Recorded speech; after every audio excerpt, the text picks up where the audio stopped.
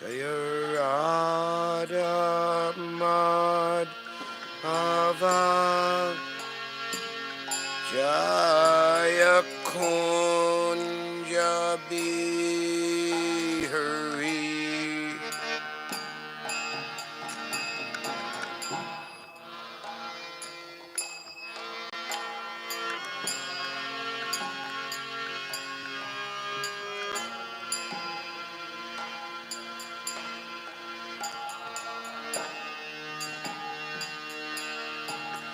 Jaya Radha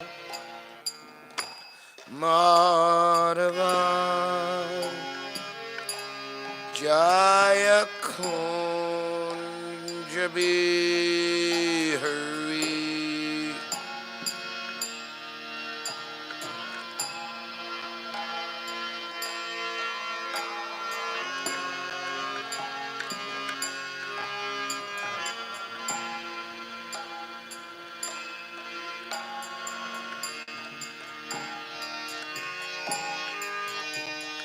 Gopi Jana Vallabha Jaya Kiri Varadari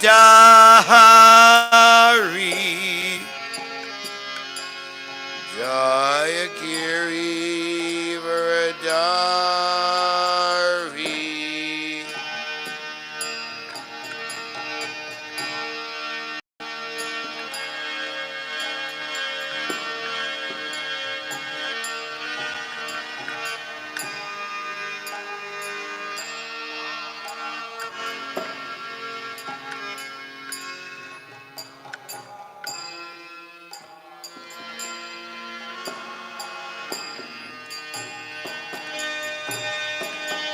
Gopi Jana Vallabha Jaya Kiri Varadari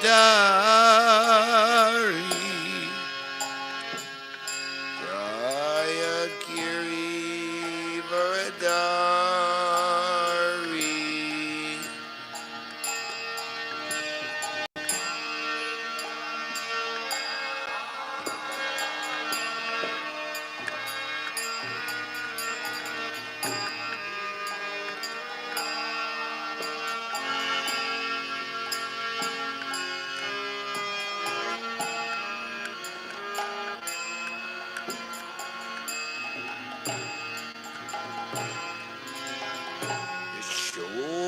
Nandana Raja Jana Ranjana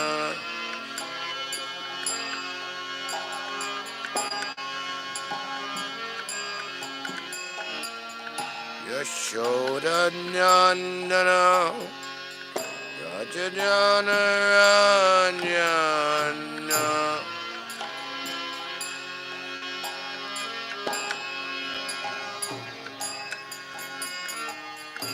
Yashoda Nandana Raja Jana Ranjana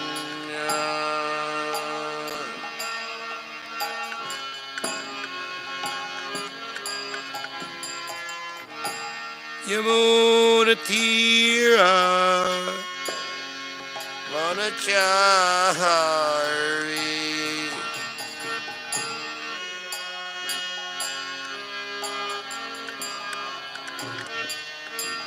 Yamuna Tira Vanachari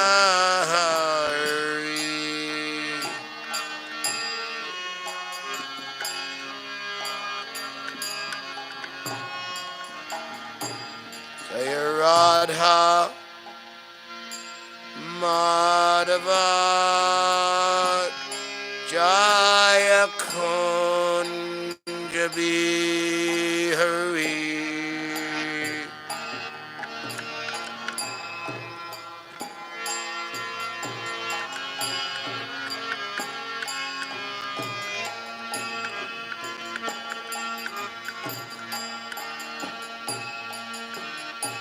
Jaya Radha Madhava Jaya Kunja Bihari.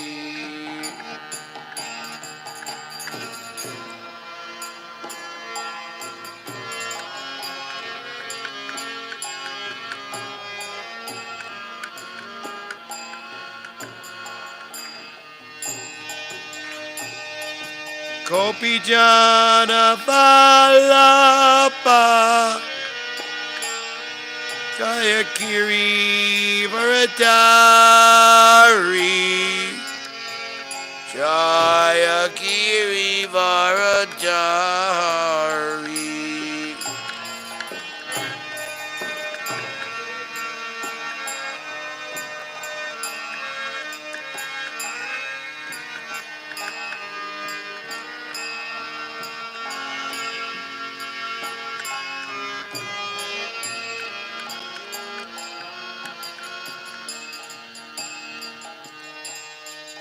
Kopijana Valapa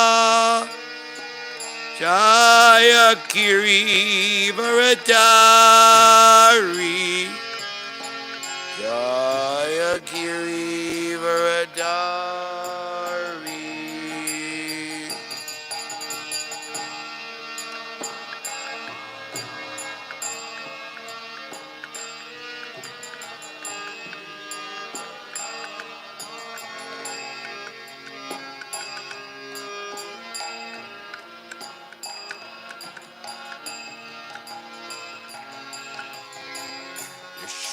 Yashodanandana Rajajana Ranjana Yashodan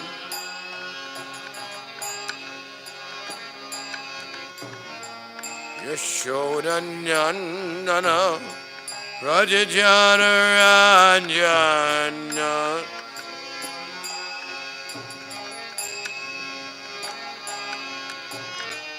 Yashodanandana Rajajana Ranjana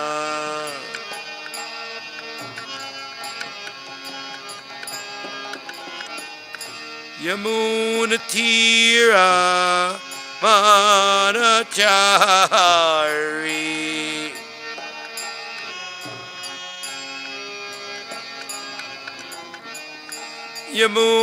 Yamunatira Manachari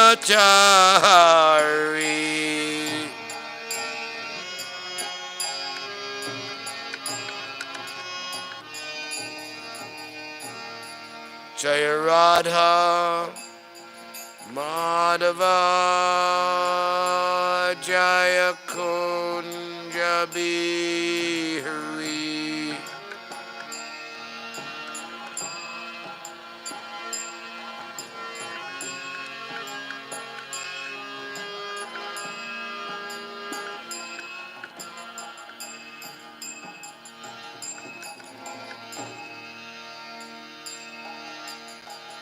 Hare Krishna, Hare Krishna, Krishna Krishna, Hare Hare, Hare Rama, Hare Rama, Rama Rama, Hare Hare.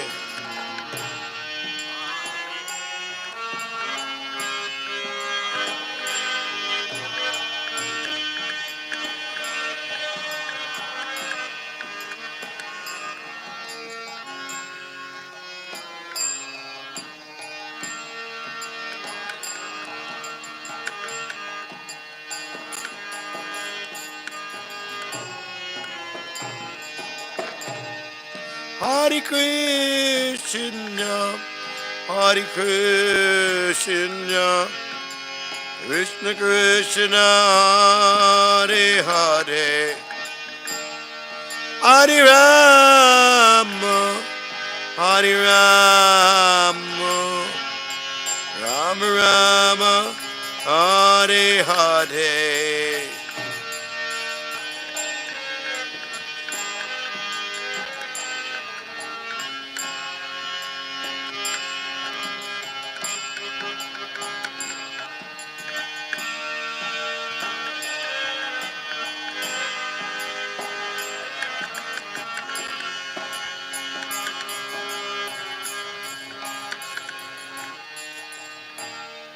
Hare Krishna, Hare Krishna, Krishna Krishna Hare Hare, Hare Rama, Hare Rama, Rama Rama, Hare Hare.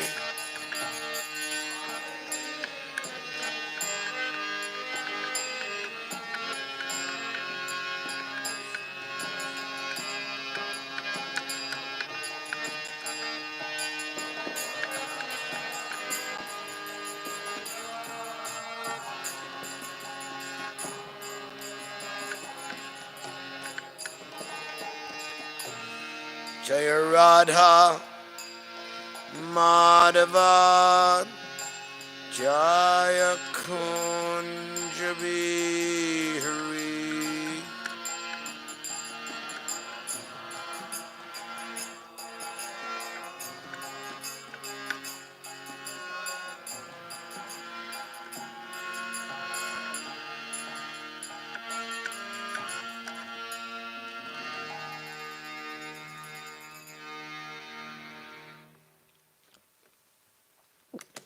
Jayam Vishnupad Paramahamsa Privajakacharya Astotar Shishimad Niti Leela Pravista Om is Divine Grace Labai Charanarvinda Bhaktivedanta Swami Maharaj ISKCON BBD Founder Acharya Jagadguru Srila Prabhupada Ki Jai Grantaraj Śrīmad-Bhāgavatam Ki Jai Śrīmad-Bhāgavad-Gita Advent Jayanti Day Ki Jai Moksha Dakadasi Ki Jai Shri Shri Radha Govinda Ki Jai Gaur Premanandi.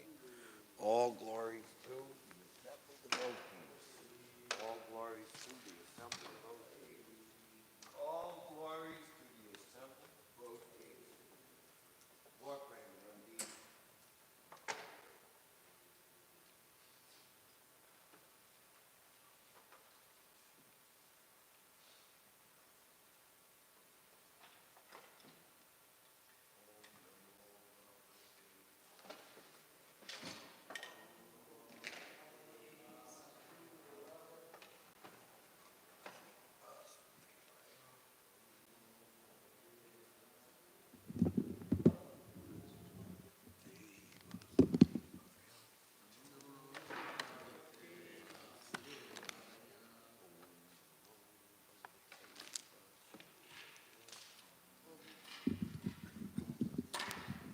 Rayanam Namaskritya Naram Cheva Narotamam Devim Saraswatim Vyasam Tojayam Udirayat Nastapreshu Bhadreshu Nityam Bhagavata Sevaya Bhagavati Utamashloke Bhaktir Bhagavati Naishtaki. Before reciting the Śrīmad-Bhāgavatam, which is our very means of conquest, let us first offer our respectful obeisances unto Narayana Rishi, Lord Narayan, the Supreme Personality of Godhead, Narayana Rishi, the supremest human being, unto Mother Saraswati, the Goddess of Learning, and unto Srila Vyasadeva, the author, by regularly attending classes in the Śrīmad-Bhāgavatam and rendering of service unto the pure devotee, all that is troublesome to the heart is practically destroyed to nil, and loving service to the glorious Lord, who is praised with transcendental songs, is established as an irrevocable fact. I mean, I can read whatever verse is you're up to. I mean, I'm not. If what it says 49, but what is 51? Yes, no, very good.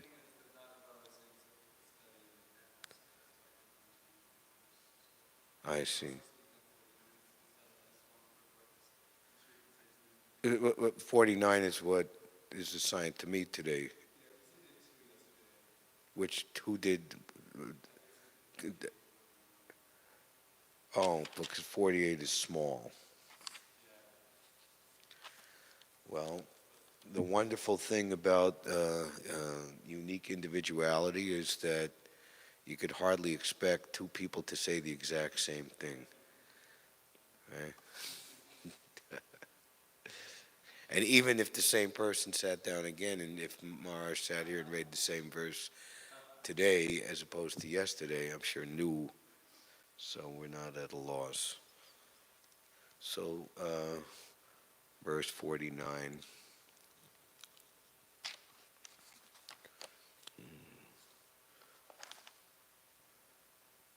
Did you chant the Sanskrit for 49 yesterday, or no?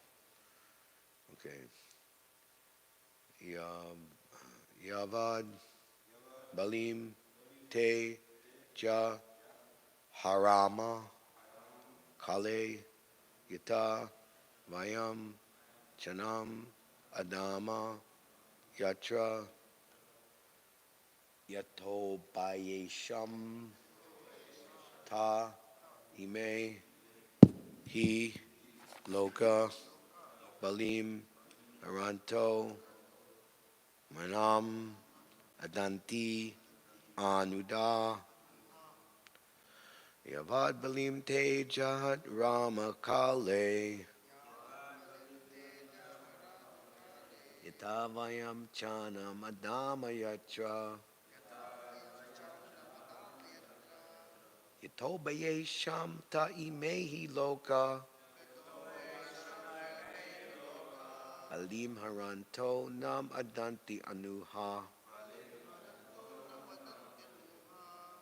Yavad Balim Te Jaharama Kale Yatavayam Chanam Adama Yatra Yatobaye Sham Ta Imehi Loka Balim Haranto Nam Adanti Anuha Haribo.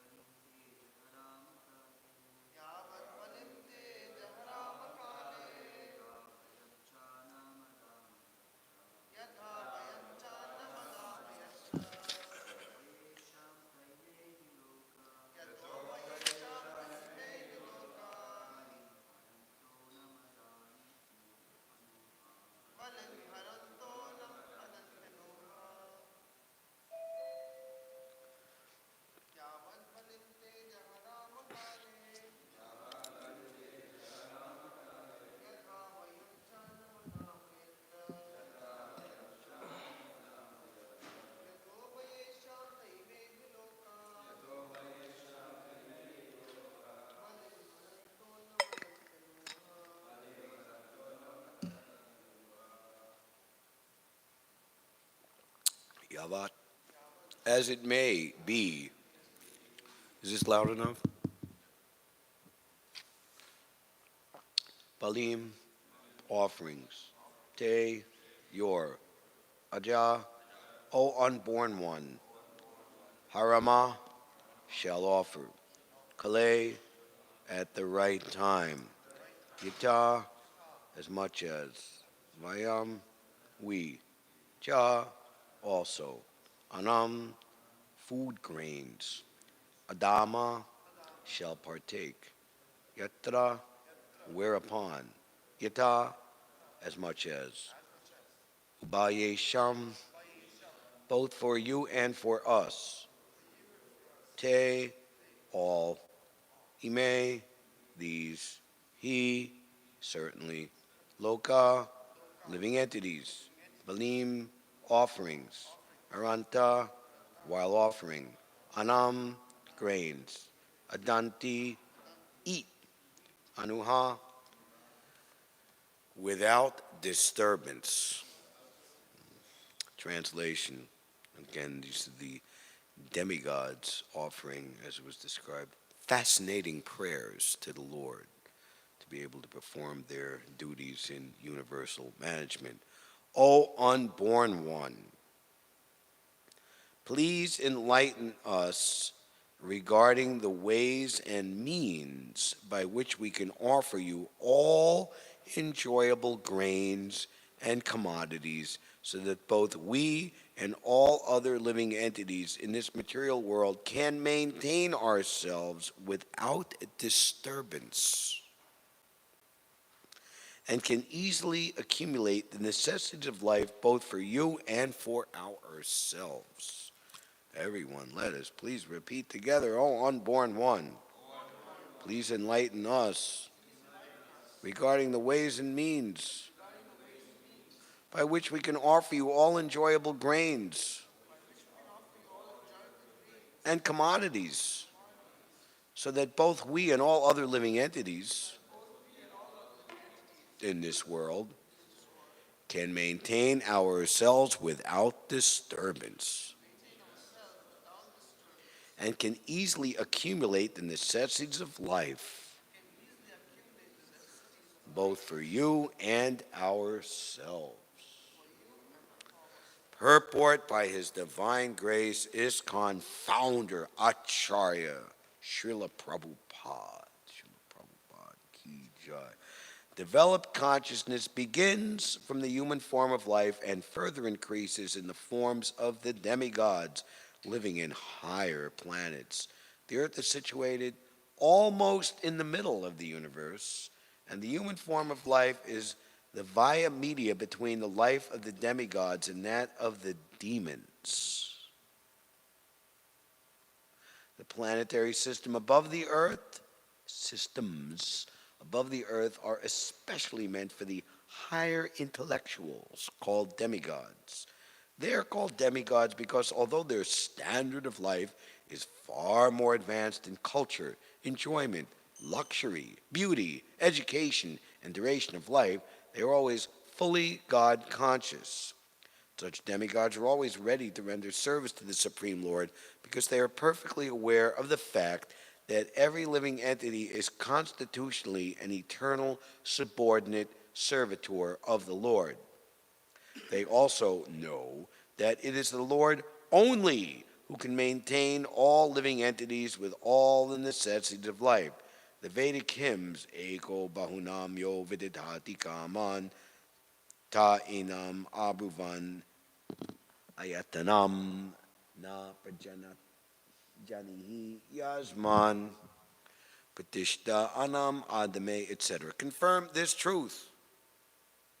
If we make this a little bit louder, then I don't have to have it right next to me. I have it a little bit away. Hare Krishna, Krishna Krishna, Hare Hare, Hare Rama, Rama Rama, Hare Hare, Hare Krishna, Krishna Krishna, Hare Hare, Hare Rama, Huh? Rama Rama, Hare Hare, Hare Krishna, Krishna Krishna, Hare Hare, Hare Rama, Rama Rama, Hare Hare, Hare Krishna, Krishna Krishna. Good.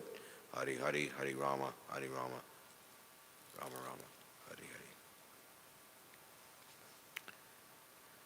Confirm this truth. Very nice. In the Bhagavad-Gita also, the Lord is mentioned as Bhuta Brit, or the maintainer of all living creatures. The modern theory that starvation is due to an increase in population is not accepted by the demigods or the devotees of the Lord. The devotees or demigods are fully aware that the Lord can maintain any number of living entities provided they are conscious of how to eat. If they want to eat like ordinary animals who have no God consciousness, then they must live in starvation, poverty, and want. Like the jungle animals in the forest, the jungle animals are also maintained by the Lord with their respective foodstuffs, but they are not advanced in God consciousness. Similarly, human beings are provided with food, grains, vegetables, fruits, and milk by the grace of the Lord, but it is the duty of human beings to acknowledge the mercy of the Lord. As a matter of gratitude, they should feel obliged to the Lord for their supply of foodstuff, and they must first offer him food in sacrifice and then partake of the remnants.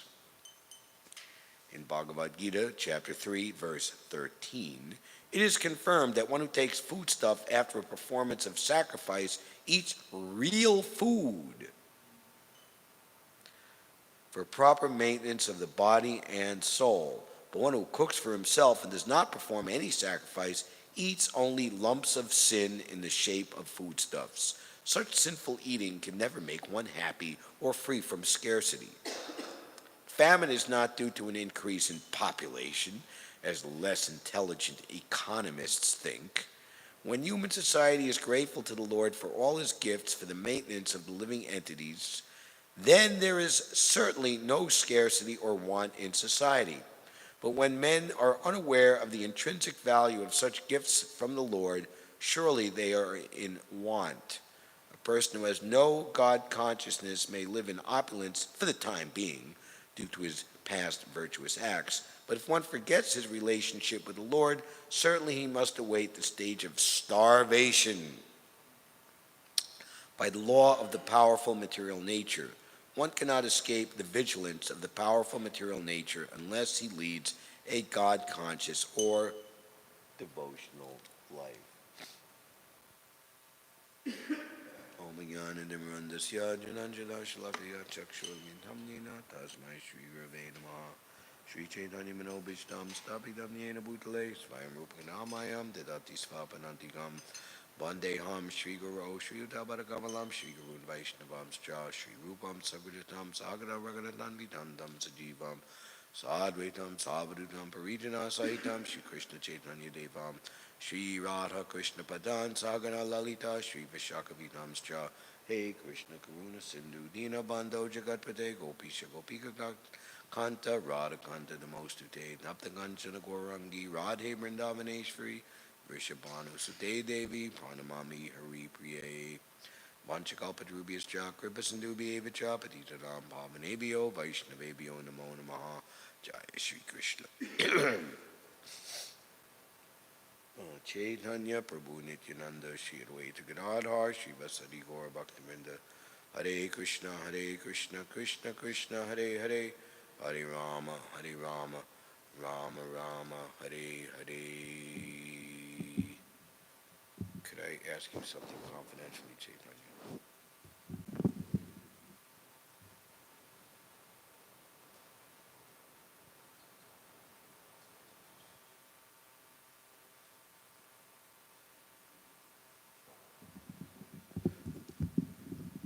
Hare Krishna. So, here the demigods, they're asking how to perform their service. O unborn one, please enlighten us regarding the ways and means by which we can offer you all enjoyable grains and commodities. Now, it's very interesting. It is a matter of etiquette and good diyam or intelligence that when you address the Lord, you address him in accord with one of his unique, exclusive qualities.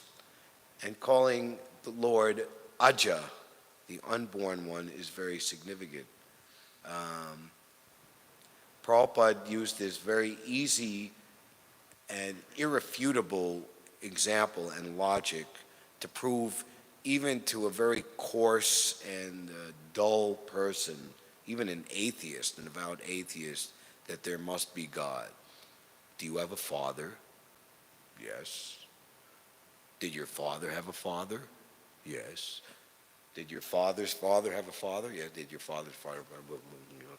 So who was the father of your great-great-great-great-great-great-great-great-great-great-grandpa? So therefore, that is God. Everyone else has a father. You cannot exist unless you were born. So the Supreme Father who gives birth to all other fathers, even the Pitamaha, Lord Brahma, That is the unborn Supreme Personality of Godhead, cause of all causes. So,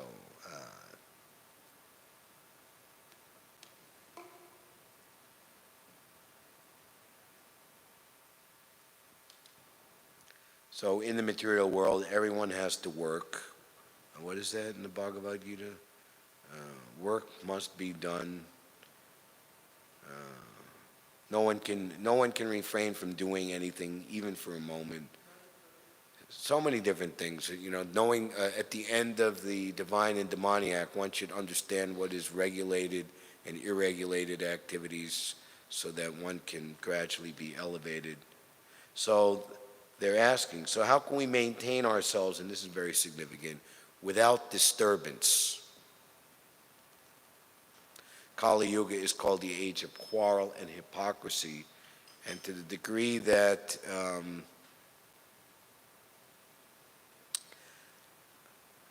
the demoniac way of life becomes the predominant, Prabhupada says in the first canto, a hell of pandemonium, always some disturbance. The demons, they're always thinking how to create something that will cause harm to human society. Always some upheaval, always some disturbance to the natural way of life if demoniac persons are allowed to call the shots. So Prabhupada gives a very interesting understanding here. Developed consciousness begins from the human form of life and further increases in the forms of the demigods. Now here I would like to ask a question. I think Krishna Kripa perhaps is most qualified to answer it because of his own transcendental position and also his contact with the Bhaktivedanta Institute science arm of the ISKCON movement. The earth, I have always heard the earth is situated as a middle planet, but here there's an interesting word. The earth is situated almost in the middle. So is it more this side, or is it slightly on that side? 6 above. So we are the...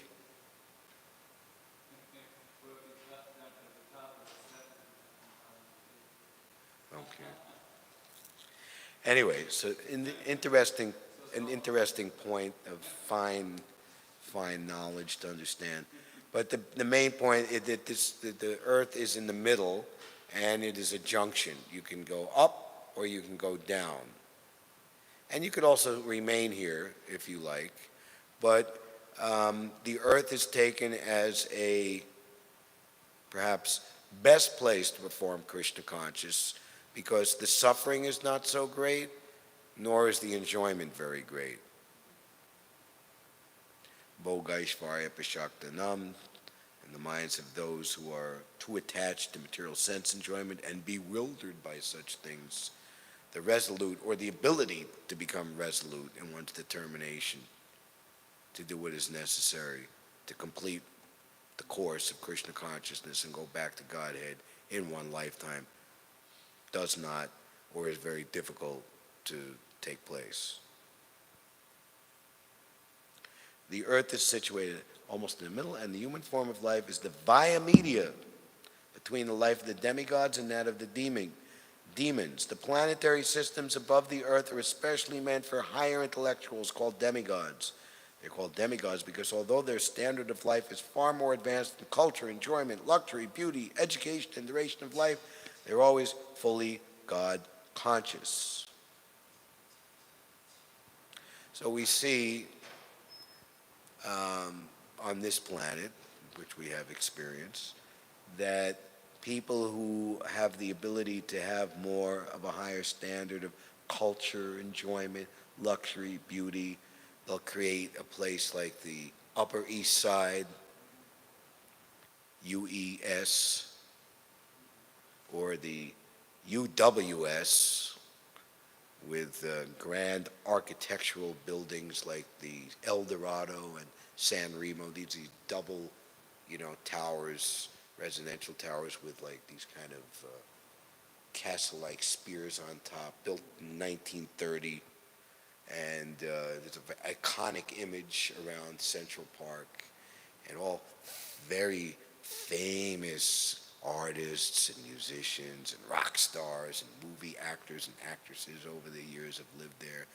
And you walk on all the nice buildings, and especially the Upper East Side, which at the time, 120 years ago, was called Millionaires Row. Now it's referred to as Museum Mile. You have the Metropolitan Museum of Art, Guggenheim Museum, and all like the very fancy embassies. Even the Indian Embassy, not exactly on Fifth Avenue. You've been there, 64 East 64th Street, just in a little bit from Fifth Avenue. But grand building, which they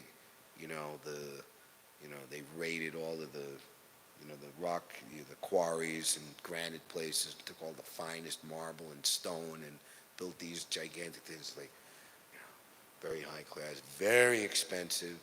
But unlike the demigods, who are always conscious, fully God conscious, sometimes we hear that they become bewildered by sense enjoyment and they commit an offense. Even Narada Muni, he describes at the end of the seventh canto, in a previous life, he was a minor demigod, a Gandharva called Upabarna, I believe. And he went to a Sankirtan performance meant for glorifying the Supreme Lord in the company of other demigods. But he was, in that life, he was a handsome young playboy. And what do handsome young playboys like to surround themselves with? Beautiful girls.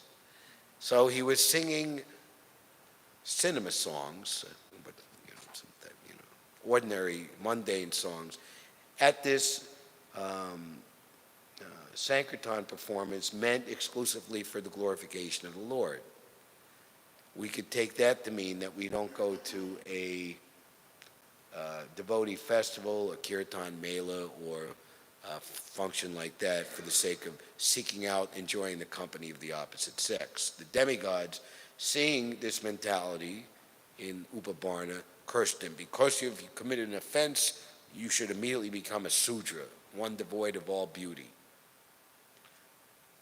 Anyway, on and on, Narada Muni became a great personality, only to be compared to the standard of himself. And the reason he did that was because he humbly served the Bhaktivedantas, and particularly eating their remnants. And by that he became so much blessed. Imagine, well, not imagine like John Lennon or anything, just a false fantasy, but let us extrapolate or surmise that if even we give like a 5-year-old takes some prasadam, and in their next life they become Narada Muni. Narada Muni's position, he's number 2 in our sampradaya, number 3 if you count Lord Krishna to be first, Lord Brahma, Narada Muni. And his role in helping the Lord's direct pastimes is beyond compare. So if everyone we give like prasadam to becomes Narada Muni in so many different universes, and how powerful and expansive is this Krishna consciousness movement.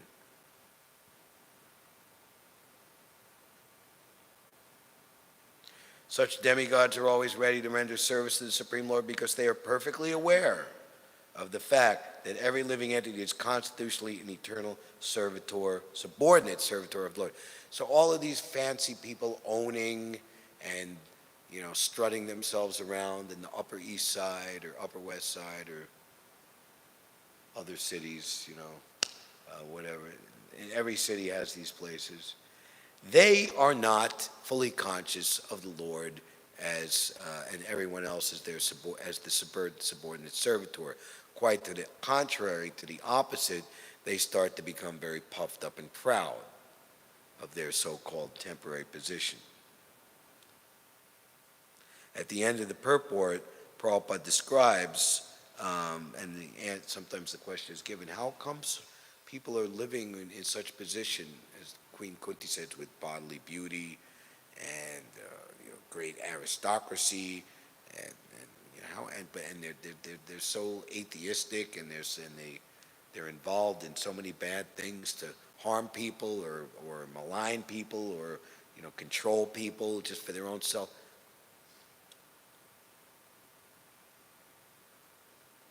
A person who has no God consciousness may live in opulence for the time being due to his past virtuous acts, but if one forgets his relationship with the Lord, certainly he must await the stage of starvation. This is an interesting terminology that Prabhupada is using. The modern theory that starvation, or the modern theory of starvation, is due to an increase in population is not accepted by the demigods or the devotees of the Lord. One cannot escape the vigilance of the powerful material nature.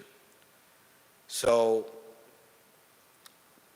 this Kali Yuga, particularly and especially, is allowing the living entities to fully eat the bitter fruit of their willful turning away from God. Taste it fully, realize it fully, and this will help your intelligence to come to its senses, or use your intelligence to come to its senses, sometime in the course of eternity, hopefully sooner than later. That living like this is not the right way to go. It's not the right way to do things.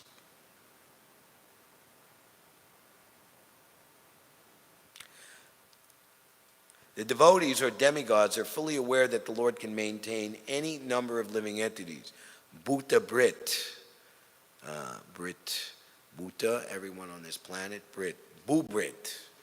She's one of a very nice devotee, lived in Gita Nagari for many years, Prabhupada's disciple. He was given that name. So, the Lord can maintain any number of living entities. This idea that we have to Planned Parenthood, we have to depopulate, we have too many people on this planet. It could sound like, of course, it's completely hellish and obnoxious to us to hear it, but in their own minds, they're thinking that this is good planning. They even call it Planned Parenthood. Nonsense, And even some places, they're forbidden to have more than, I think in communist China, maybe they upped the ante, but you were only allowed one child. We have too many people. So the heart of it all is envy of the Supreme Lord and failure to understand his glories. Even if the I think did Prabhupada make a statement one time, even if the population on this planet was, I forget the number, multiplied by so many times more, still there wouldn't be any scarcity if everyone lived properly.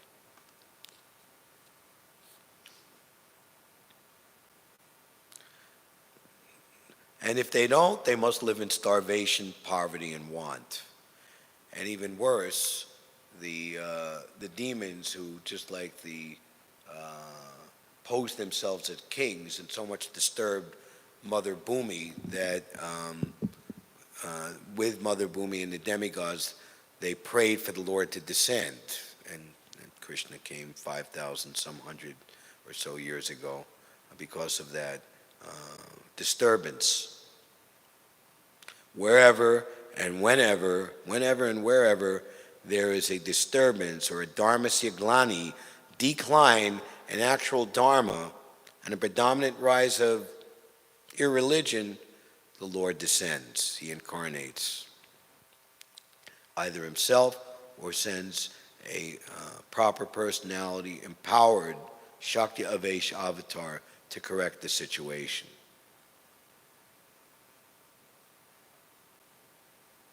In the Bhagavad-Gita 3:13, it is confirmed that one who takes foodstuff after a performance of sacrifice eats real food. That when we give out prasadam, hey, have some real food here.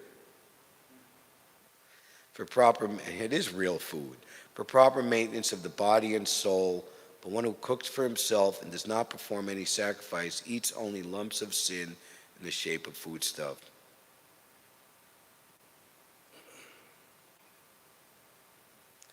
Prabhupada told Hari Sari, I was hearing Prabhupada Memories number 1 or 2. There's also the memoir of His Holiness Jayapataka Maharaj. We'll first say what Prabhupada told to Hari Sari. People are mostly like animals. They're so much attached to their body, they can't understand the simple distinction between between themself and the body, between the soul and the body. They can't understand the soul.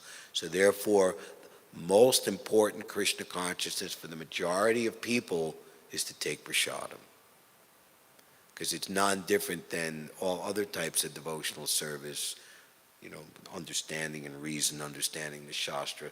So let them take prasadam, and they will become purified, and they will become elevated. So there was a ceremony in Mayapur when the Lotus building was finished and Prabhupada was being moved into his quarters. And Prabhupada's quarters in Mayapur prior to that is where the 24-hour kirtan in Mayapur is, the original grass hut. So there was a ceremony and there was a big feast, and then everyone threw their plates behind the building, and Prabhupada is situated in his room, and he hears children fighting with barking dogs, and sees that the children, they're very poor, they have like torn clothes, and they're dirty, and they're fighting off the dogs with sticks to try to get the discarded plates to see if they could scrape off some scraps from people's, they threw it away after they ate. And when Prabhupada saw that, he called in Jayapataka Maharaj, and Prabhupada had tears in his eyes, and he says, Krishna is the supreme father of everyone. No one should go hungry.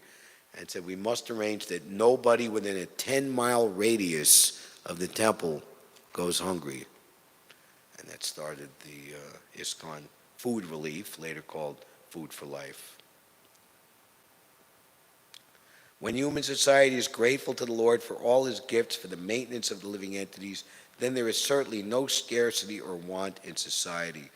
I believe in that, certainly in the third chapter of Bhagavad-Gita, I'm not remember if it's exact in that verse, that Sankirtan Yagna and Krishna consciousness go well together. Be thou happy by this yagna, because by its performance all desirable things will be bestowed upon you. So we have that experience. Drought is an aspect of starvation and living in a godless way. And I believe it was in Hyderabad that there hadn't been rains for such a long time, and Prabhupada instructed the devotees to perform vigorous Sankirtan. And just after a few days of that, then miraculously rains came, and they were able to grow food. And Prabhupada used this as a real example of how performance of Sankirtan will solve all of your problems. So I would like to use our remaining time. There is because this is Gita Jayanti, that in the first canto, Pandavas retire timely, Arjuna is reporting to Maharaj Yudhishthira the disappearance of the Lord. And in one very beautiful verse, he's describing how he, in his intense feelings of separation and grief over the Lord's departure, he wishes to turn again to the instructions of the Bhagavad-Gita. So this is chapter 15 of the first canto, verse 27. I'll simply read. Now I am attracted to those instructions imparted to me by the personality of Godhead, Govinda, because they are impregnated with instructions for relieving the burning heart in all circumstances of time and space.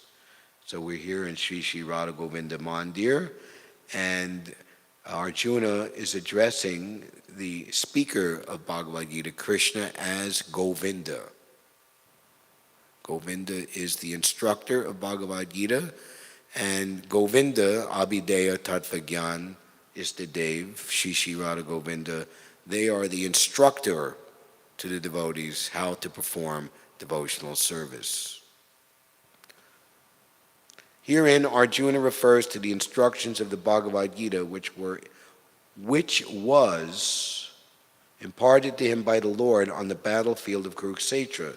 The Lord left behind him the instructions of the Bhagavad-Gita not for the benefit of Arjuna alone, but also for all time and in all lands. The Bhagavad-Gita, being spoken by the Supreme Personality of Godhead, is the essence of all Vedic wisdom. It is nicely presented by the Lord himself for all who have very little time to go through the vast Vedic literatures like the Upanishads, Puranas, and Vedanta Sutras. It is put within the study of the great historical epic, Mahabharata, which was especially prepared for the less intelligent class, namely the women, the laborers, and those who are worthless descendants of the Brahmanas, Kshatriyas, and higher sections of the Vaishyas.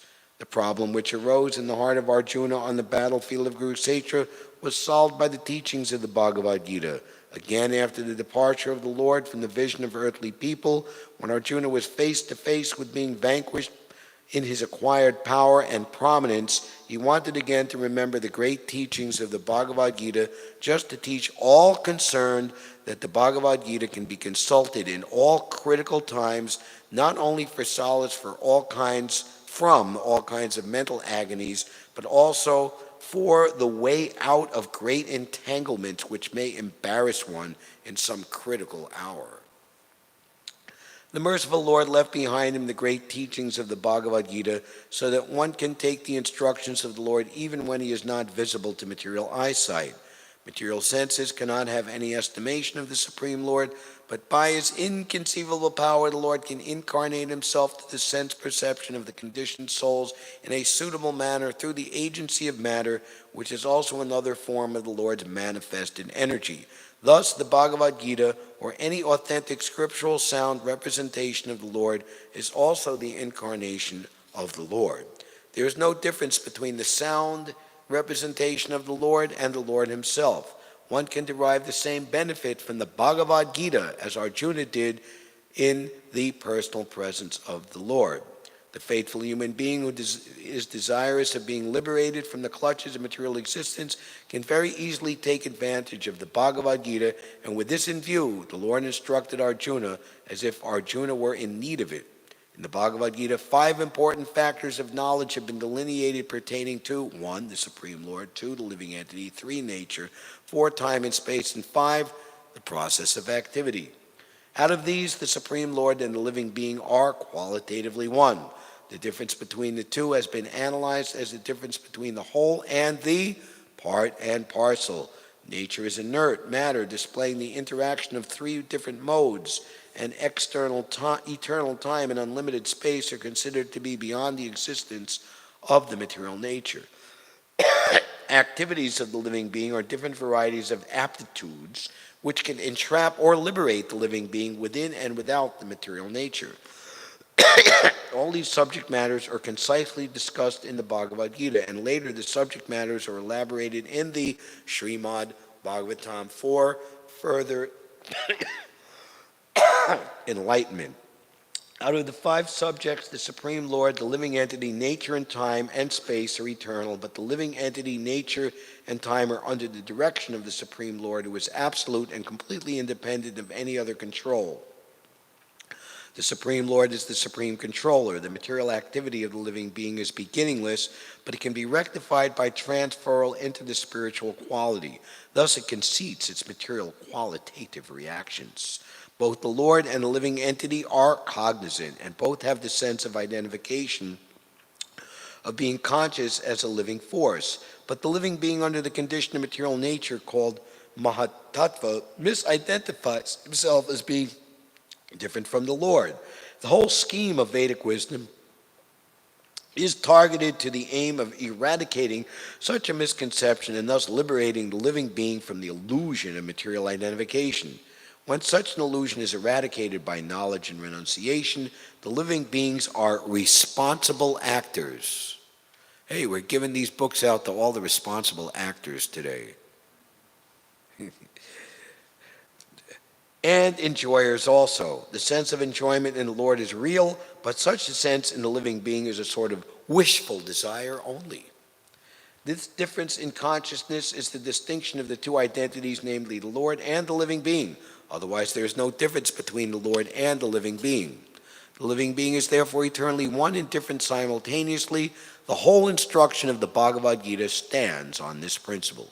In the Bhagavad-Gita, the Lord and the living beings are both described as sanatana, or eternal, and the Lord's abode, far beyond the material sky, is also described as sanatana. The living being is invited to live in the sanatana existence of the Lord, and the process which can help a living being to approach the Lord's abode, where the liberated activity of the soul is exhibited, is called Sanatan Dharma. One cannot, however, reach the eternal abode of the Lord without being free from the misconception of material identification, and the Bhagavad Gita gives us the clue how to achieve this stage of perfection. The process of being liberated from the misconception of material identification is called in different stages: fruit of activity, empiric philosophy, and devotional service up to transcendental realization. Such transcendental realization is made possible by dovetailing all the above items in relation with the Lord. Prescribed duties of the human being as directed in the Vedas can gradually purify this sinful mind of the conditioned soul and raise him to the stage of knowledge. The purified stage of acquiring knowledge becomes the basis of devotional service to the Lord. As long as one is engaged in researching the solution of the problems of life, his knowledge is called jnana, or purified knowledge. But on realizing the actual solution of life, one becomes situated in a devotional service of the Lord. The Bhagavad Gita begins with the problems of life by discriminating the soul from the elements of matter, and proves by all reason and argument that the soul is indestructible in all circumstances, and that the outer covering of matter, the body and the mind, change for another term of material existence which is full of miseries. The Bhagavad Gita is therefore meant for terminating all different types of miseries, and Arjuna took shelter of this great knowledge which had been imparted to him during the Kurukshetra battle. Śrīmad-Bhāgavad-Gita ki jai, Śrīmad-Bhāgavatam ki jai, Srila Prabhupada ki jai, Sri Radha Govinda ki jai, Nitai Gaur Premanandi Hari Hari Bol. Hare Krishna.